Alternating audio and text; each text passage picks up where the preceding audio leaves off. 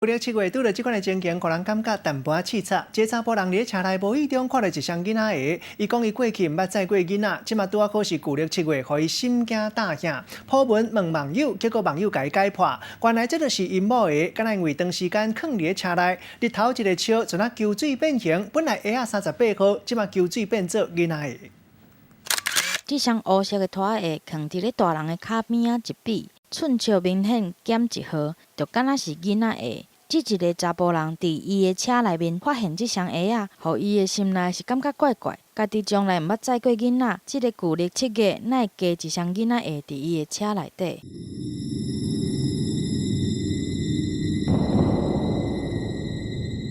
这个查甫人愈想愈惊，就来铺文问网友，想袂到有网友来讲出重点，才来了解真相。一个讲家己伫鞋仔店食头路的网友讲，有真侪材质的鞋仔拄着高温，也是晒日头会来球水变形，敢有影？实际来问其他的卖鞋仔的专家。当你穿的是无感觉啊，你也拢可能咱迄个所在咧拍，可能车底个温热更严重。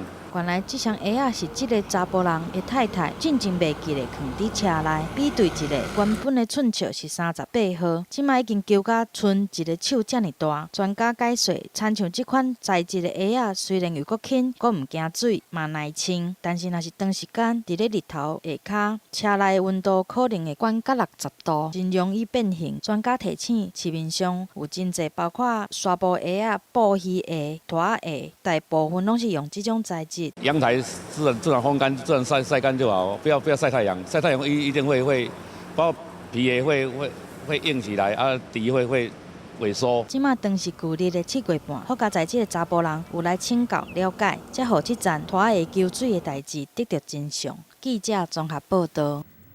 赶紧带大家关心上新的画面。南投昨昏半暝，熊熊落香公雨，民众一个惊精神，看到雨下遮尔大，讲险险啊无法度出门。另外，郊外千秋里附近的田水位已经淹过田，变做一条水路。